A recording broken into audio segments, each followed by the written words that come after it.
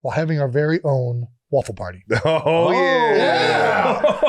So What was Waffle the inspiration Party. behind the Waffle Party? This is a Dan Erickson who wrote the pilot and is the creator of the show, and we've been working on it together over the years. He has a brilliant mind, and Waffle Party being I don't know where that came from in his mind as the celebration Reward, when you get to a certain point. It's not a pizza party. It's a waffle party. These might be a little But for a long time in season one, we didn't know what the Waffle Party actually was. Eventually, we defined it in the second to last episode. But it was fun to think about what is a waffle party? What's the metaphor? What is the what does that mean? What does it mean? Well, I mean, I think it's more than just waffles. Yeah, is what I feel. Okay. It's like, what would be the best reward you could have if you're working in this place every day and you don't get to leave? And you're a human being, and so somewhat party aspect. I don't know. Yeah. I mean, I love it. I'm about to start having waffle parties all the time now, right. with no underline meaning. Great! Wow. It was just so funny because it felt like childlike. Yes. And Waffle Party, these are grown adults who are subjected to, in some way, slave labor as innies. Well, they're kind of like kids because they've only had consciousness for a short amount of time, right? And they don't really have any freedom. And they're told, the waffle party's like the best thing. This is it.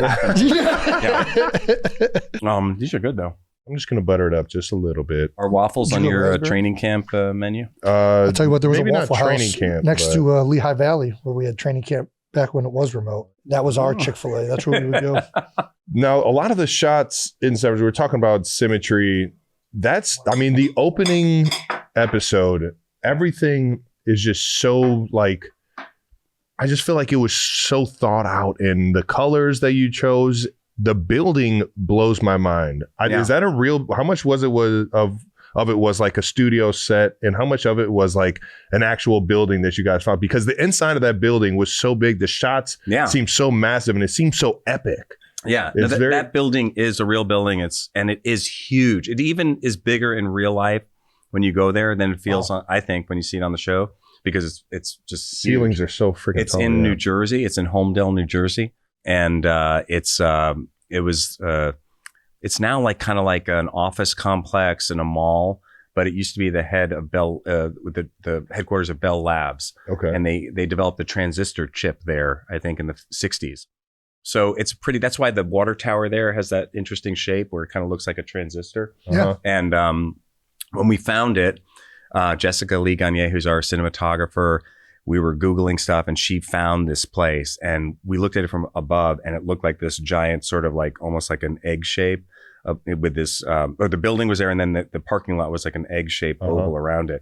And we're like, this is so crazy, this view and this shape. And then we went there and it was just gigantic and kind of empty. So, and nobody had filmed anything there. So when you're making movies and you find a location, you get so excited when you find a really cool location that nobody's ever filmed at because you don't want to have something that's been in another movie. Yeah. And so when we found that was the first thing we found. And then we designed the sets and all the interiors and everything are on sound stages that we shot up in the Bronx.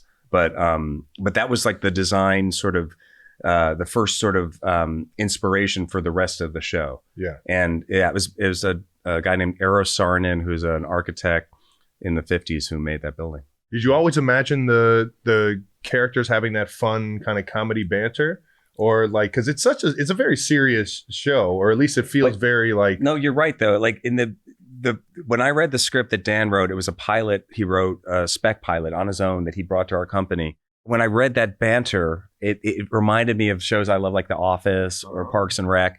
This back and forth thing that they had, and what was so fascinating to me was, these guys are like doing this kind of funny office humor.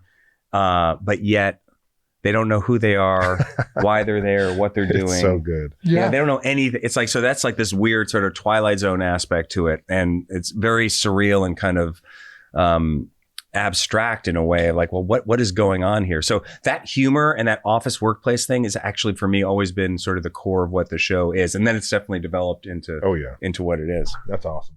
Are you surprised by the fan base the show has built up?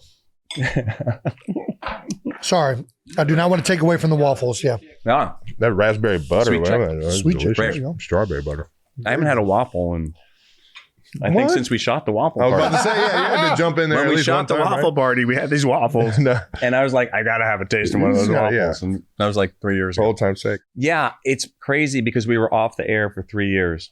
Oh, I remember. Yeah. And It was incredibly infuriating as a fan of the show. well, I appreciate that you were a fan from the first season because a lot of people didn't discover it until now. I told so many people, have you guys seen this show on Apple TV? Severance? Like, it was like all I could think about. Thanks. And you did a great job of leaving on that cliffhanger with Mark at the birthing cabin. Or He's at Devin and Rickens. He's like, she's alive. And, that's right. Yeah. And I'm like, when is this next episode going to come out? When is the next season? I know. When we got hit with the strike, there was a writers and actors strike. Yeah.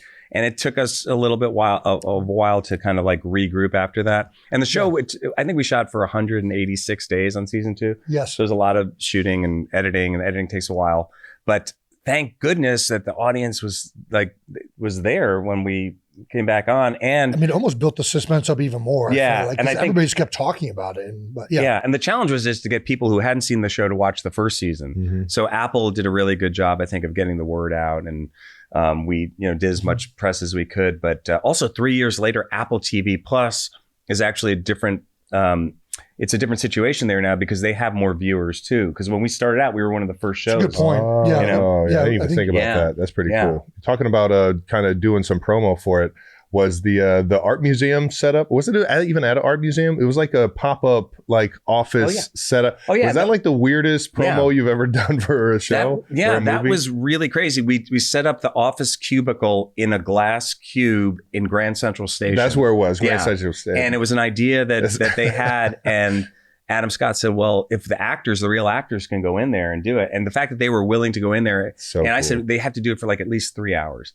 Because like it just has to be enough time that people can be walking by and just go, what's that? Yeah. Oh my God, people going home from work. Like, wait a minute. Like people who knew the show, people who didn't know the show. And of course, people started filming with their phones and stuff. And it did become a viral thing. And that, I think, ended up probably getting more attention than if we had just done a premiere. Press run or something. Yeah, exactly. So and because it was so organic. And it was so much fun to watch them just in this cube. Because the actors just started improvising and doing I was going to say, was there a script? Were they even told to talk about, or even could they even be heard? They couldn't be heard, so they knew that. So they had that freedom, and they knew that they were going to be in character. So they're actually doing, Dylan and Mark, and Patricia came in as Miss Cobell, and she started throwing stuff at Adam and made him stand in the corner. And there was just like so many funny moments. But I knew as actors, they were just going to sort of fall into it because it's like what you do. So like it's like for them, it's like, okay, this is like a performance art piece, and they had so much fun with it. And I was just like watching, taking pictures, and it was awesome. What's it like directing something as complicated in some ways? Meticulous as Severance? I mean, it just becomes, I've been directing for most of my life, I guess. And I love it so much. It's such a collaborative experience. You're working with cinematographers, the production designer, costume designer, actors, editor, all these people. It's a group effort. And I love the process, what we were talking about earlier. So for something like this, when you have everybody who's sort of like focused on this vision that Dan laid out in his script, everybody's working sort of like towards the same goal. And you want to get people to just be as creative as possible and work with people who you want to bring as much of their own personal sort of inspiration to it. Sure. So I think that's like a big part of it. And then it's basically been my full-time job for the last 5 years, and I've loved it. It's just, you go to work every day, and you have your, whatever scene you're going to approach. I think acting is harder, honestly. When you have to get in front of a camera and like show up in the morning and do an emotional scene where you're going to break down crying in your car or whatever it is. That's challenging. Heck yeah. As a director, you can come set up the camera, try to help the actor as much as possible, create an environment, but they have to do that thing. And so for me, using that part of my brain as a director, I really enjoy because in a way I feel like, every day I kind of know what I'm going to be doing. Acting stresses me out a little more because, it's like, oh shit, I have that scene today where I have to pull that up. And and I really admire, and maybe it's made me admire actors so much more as a director, just working with them, because I just see when you're doing both, because over the years I acted and directed in a lot of movies I made. When you're really just directing, I think you can just focus on what you're doing, be there for the other actors more, and be connected to the crew and sort of adjust things. And I love the process of it. And by the way, I just have to say we have other great directors. Jessica Lee Gagne, our cinematographer, directed our episode 7 that just so came many out. cool shots in this. Like, I'm just blown away by some. We of the have shots amazing people working on the show, and Comeback of Harmony Cobell. Yeah, Patricia Arquette. Oh my gosh, that was. I don't know if anybody saw that portion of it coming because there wasn't a lot of hints to that. I feel to her like. going back to her. Yeah.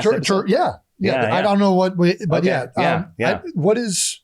I don't know. I feel like there's more questions Newfoundland. now than there were before. Exactly, but that's kind of the fun of, and I can only imagine how fun that is trying to keep that question in the air, like the underlying meaning of everything and the theories. Have you heard of any like fan theories that you're like, ooh, that's a good one? Didn't even think of that. Yeah, there's so many on this show. Yeah. People put out, there's so much fan art and fan edits and theorizing and podcasts about it that I try not to get into it. I consume a lot of them. Yeah.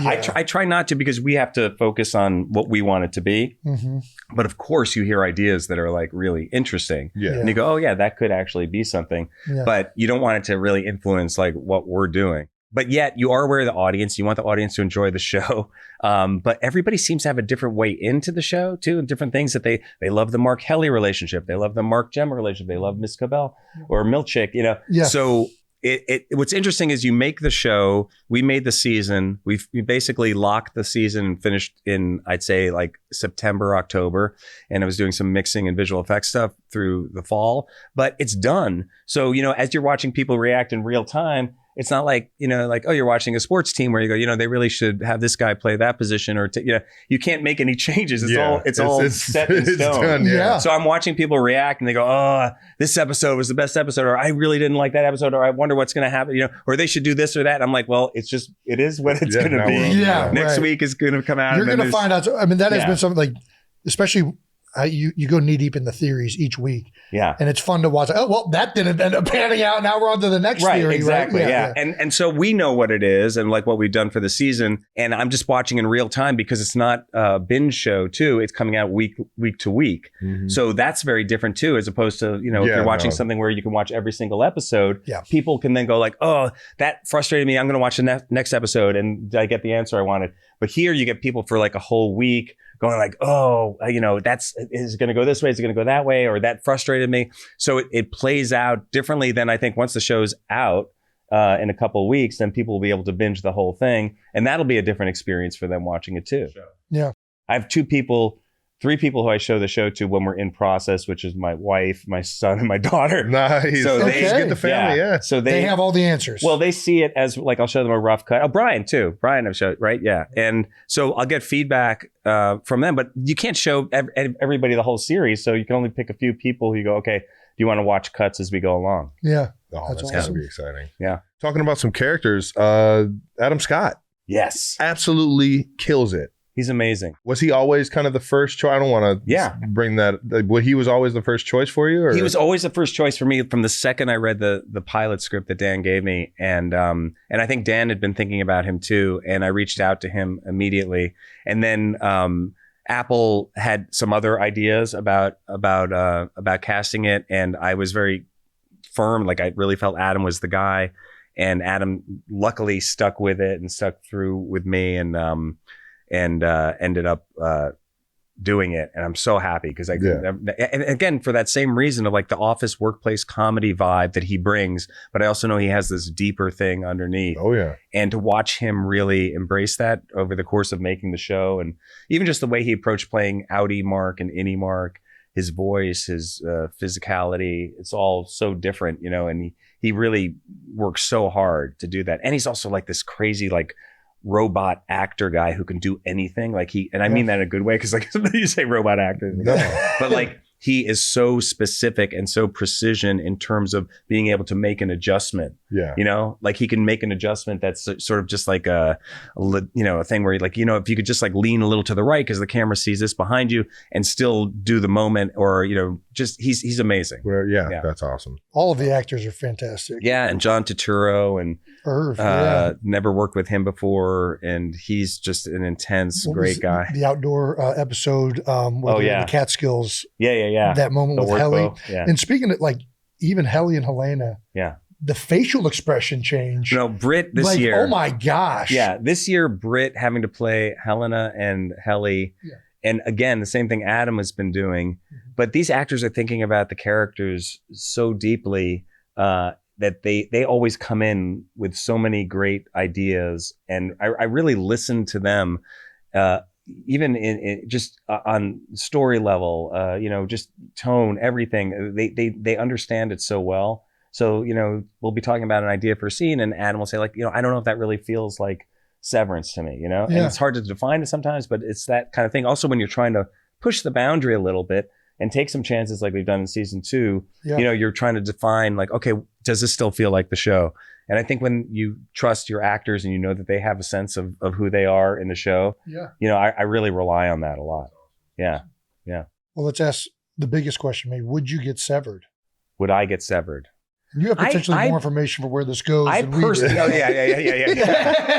The idea of it does not seem like a great idea. No. It's a lot of control you're giving up. Yeah. I feel like, so for me, it's no, because like I want to I want to experience my life, the life that I have left to live, right? Because like we're here for not so long. Like I want to feel it all. Yeah. I feel like there's so many metaphors for severance in life though, right? In terms of how we suppress or cut off, compartmentalize things, exactly. And I feel like, people do that in all different sorts of ways. And I, and I probably do that in my life in a lot of different ways. I had a great text from a really good buddy of mine who played in the NFL, also served the United States Army. He said, you won't accomplish anything worth having in life unless it was hard getting it. And it's kind of like, I feel like Severance, a lot of the themes are like, and it seems where it's going is being severed from all of these painful, traumatic things, but you lose sight of the fact that these painful, traumatic things are part of living life and they're necessary to have. And it's undoubtedly no answer for that reason, but I think that's very much about what the show is. Like it's this life is, pain is such a big part of our experience. And of course there's that duality thing of like, well, you can't have, pain and enjoying life, these things are separate, right? Yeah. Pleasure and pain, but like you can't have pleasure without pain. What is pleasure without pain? Yeah. What is it, Jason? I don't know. Please tell me. I believed you when you said that. Is Cobell officially a character we're rooting for now, or is this still a part of the that's evil? The fun. Again, I think that's the fun of the show is that you have people like Milchick and Cobell. For sure. And Helena and, all these people that you don't quite know, right? Yeah. And I like that she's always kind of had her own severed version of, even though she's not severed, that she, that she's Miss Selvig and playing his, she's kind of imagining a life as a normal person too when she's living next door to Mark. The duality thing is a big part of the characters, and I think that's fun for the audience to sit in. Okay. Can I ask you one more? Is there more to the Irv and Bert relationship that hasn't been? I'm assuming yes. Okay. I'm sorry. I don't want to push you. I don't want to push you. I really don't. Because when is this thing going to be on? It'll be on the day the last episode comes out. Oh, yeah. Okay.